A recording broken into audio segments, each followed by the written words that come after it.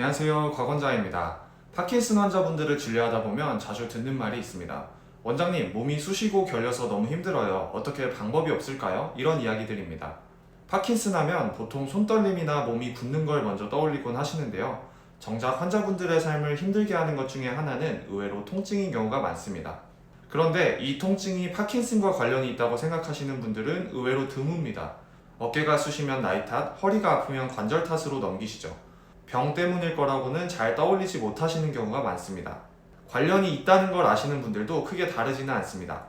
약 먹는 거 말고 딱히 방법이 있겠나 하면서 그냥 통증을 안고 지내십니다. 실제로 한 연구에서는요, 파킨슨으로 통증을 겪는 환자의 절반 가까이가 적절한 치료를 받지 못하고 있다고 보고합니다. 그만큼 놓치기 쉬운 문제라는 뜻이죠. 하지만 저는 이 통증을 그냥 참아야 하는 거라고 생각하지 않습니다. 진료를 하다 보면 파킨슨 약으로 좋아지는 통증이 있고요. 약만으로는 해결되지 않는 통증도 정말 많이 봅니다. 중요한 건 이 둘을 구분하는 겁니다. 그것만 이해해도 통증 관리가 훨씬 수월해집니다. 오늘은 파킨슨에서 통증이 왜 생기는지, 약이 잘 듣는 통증과 그렇지 않은 통증은 어떻게 다른지, 그리고 집에서 시작할 수 있는 관리법까지 말씀드리겠습니다. 통증을 다스리는 첫걸음은 그 정체를 아는 겁니다. 막연히 참는 거랑 원인을 알고 대응하는 건 다르니까요. 그냥 파킨슨이라서 아프다 이게 아니라 내 통증은 이래서 생기는구나를 알면 뭘 해야 될지 보입니다. 반대로 정체를 모르면 엉뚱한 데서 오래 헤맬 수 있습니다. 어깨가 안 올라가서 몇 달째 50견 치료만 받는데 낫질 않거나 약은 자꾸 늘리는데 통증은 그대로거나 통증마다 뿌리가 다른데 한 가지 방법만 붙들고 있으면 그럴 수 있습니다. 그래서 우선 파킨슨병에서 통증이 왜 생기는지부터 짚어봐야 하는데요. 크게 네 갈래로 나눠볼 수 있습니다. 들으시면서 내 통증은 어디에 가까운지 한번 생각해보세요. 첫 번째는 근골격계 통증입니다. 목이나 어깨, 허리 등등이 지그시 결리고 쑤시는 가장 흔한 통증입니다. 특징은 특별히 뭘 안 해도 늘 아프고 긴장되어 있다는 겁니다. 오래 굳은 근육과 무너진 자세 때문에 생기는 게 대부분인데요. 하루 종일 묵직하게 따라다닙니다. 파킨슨 환자분들이 겪는 통증 중에 가장 흔한 유형입니다. 두 번째는 근긴장 이상성 통증입니다. 이건 성격이 약간 다른데요. 늘 아픈 게 아니라 근육이 갑자기 제멋대로 뒤틀리고 쥐어짜듯 아픈 통증입니다. 주로 이른 아침이나 약효가 떨어질 무렵에 발이나 종아리가 안으로 꼬이면서 오는 경우가 많습니다. 첫 번째가 지그시 계속 아픈 통증이라면 이건 발작적으로 뒤틀리는 쥐가 나는 듯한 통증에 가깝다고 보시면 됩니다. 세 번째는 신경병증성 통증입니다. 찌릿하게 뻗치거나 남의 살처럼 저리고 화끈거리는 통증입니다. 신경이 자극받아서 생기는 통증이라서 근육이 아픈 것과는 느낌이 살짝 다릅니다. 전기가 오듯이 찌릿하거나 저릿한 게 특징이에요. 네 번째는 중추성 통증입니다. 이건 가장 까다롭습니다. 뼈나 근육과 같은 조직에는 특별한 이상이 없는데 뇌에서 통증을 처리하는 신경 자체가 예민해지면서 뚜렷한 이유 없이 화끈거리거나 쓰라린 통증입니다. 검사에도 이상이 없다는데 계속 아프다 하는 경우가 여기 해당할 수 있습니다. 그런데 여기서 한 가지 더 중요한 게 있습니다. 아마 여러분 중에 이 중 딱 하나만 해당되는 분은 드물 거라는 점입니다. 그렇습니다. 어깨도 결리고 허리도 묵직하고 어떤 날은 다리가 저리고 어떤 날은 이유 없이 화끈거리고 방금 말씀드린 통증들을 한 분이 이것저것 같이 겪는 경우가 훨씬 많습니다.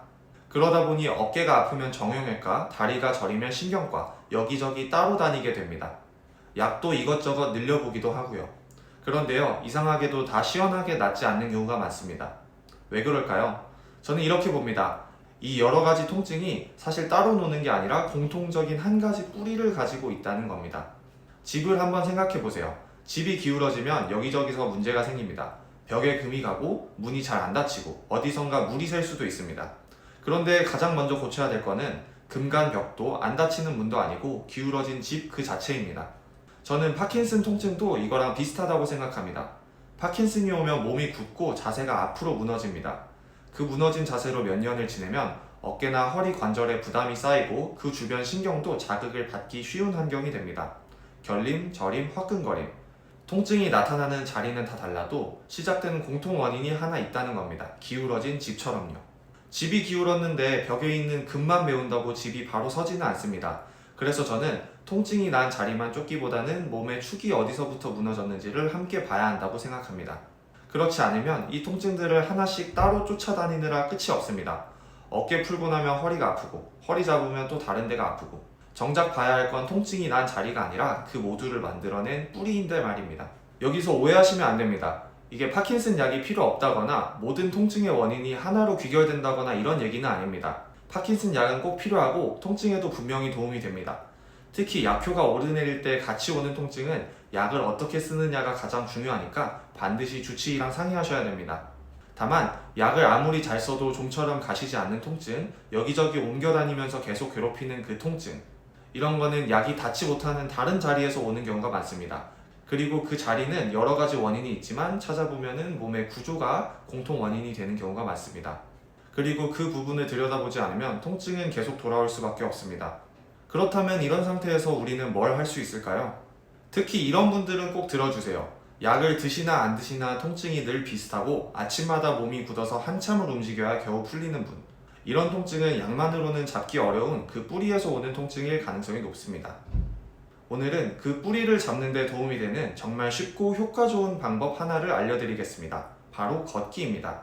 사실 다 아실 수도 있지만 걷기만큼 파킨슨에 좋은 운동이 없습니다. 몸이 굳는 병일수록 자꾸 움직여야 하고 걷기는 굳어가는 몸을 풀고 균형을 잡아주는 가장 기본적인 약이거든요. 실제로 꾸준히 걸으면 넘어짐도 줄어들고 걸음도 안정된다는 연구가 많습니다. 걸을 때는 목표를 정해두시면 좋습니다. 하루 5,000보를 기준으로 익숙해지면 조금씩 늘려서 10,000보까지. 물론 처음부터 무리하실 필요는 없습니다. 오늘 2,000보 걸으셨으면 다음 주엔 2,500보. 이렇게 몸이 받아들이는 만큼만 천천히 올리시면 됩니다. 중요한 거는 절대적인 숫자보다는 매일 꾸준히 하는 겁니다. 다만 걸음수는 몸 상태에 따라 다르니까 무리가 된다 싶으면 주치의와 상의해서 정하거나 아프지 않은 정도의 강도로 시행하세요. 그런데 이 걷기 운동에서 딱 한 가지만 더하면 효과가 훨씬 커질 수 있습니다. 바로 무릎을 높이 들면서 걷는 겁니다. 한 걸음씩 무릎을 좀 더 높이, 허벅지가 바닥과 수평이 될 정도까지 높게 들어 올려보세요. 처음엔 10걸음, 20걸음이라도 좋습니다. 불안하시면 벽이나 식탁을 짚고 제자리에서 하셔도 됩니다. 이 동작이 왜 효과가 좋을까요? 여기엔 뇌가 관련이 되어 있습니다. 파킨슨이 오면 실제보다 몸을 크게 움직이고 있다고 느끼는 경향이 생깁니다. 이게 무슨 말이냐면요. 본인은 평소대로 걷는다고 느끼는데 실제로는 걸음이 점점 작아지고 있다는 겁니다. 그런데 정작 본인만 모르는 거죠. 그래서 일부러 높이, 크게 들어주는 게 중요합니다. 뇌한테 이만큼 움직이는 거야 하고 다시 알려주는 셈이거든요. 근거가 잘 쌓여있는 파킨슨 운동치료도 바로 이 원리를 사용합니다. 게다가 무릎을 높이 들면서 걸으면 늘 작게만 움직이던 고관절이 앞뒤로 크게 움직입니다. 종종 걸음일 땐 다리를 살짝 끄는 정도라서 관절이 굳어가는데요. 무릎을 들어 올렸다가 힘껏 내디디면 굳어있던 고관절이 오랜만에 쭉 풀립니다. 그러면 그 위에 얹힌 골반도 제자리를 찾아갈 수 있습니다. 아까 설명드린 기울어진 집 기억나시죠? 맨 아래 골반부터 다시 세우는 겁니다. 아래가 바로 서야지 위에도 따라서 설 수 있습니다. 다만 여기서 솔직하게 하나 말씀드리면요. 이런 운동도 분명 도움이 되지만 한계도 있습니다. 이미 오랫동안 틀어지고 굳어버린 골반과 척추는 스스로 하는 운동만으로는 제자리를 찾기 쉽지 않을 수 있습니다. 그럴 때는 틀어진 축 자체를 함께 살펴보는 접근이 필요한 경우도 있습니다. 제가 진료하면서 가장 중요하게 보는 부분이기도 합니다.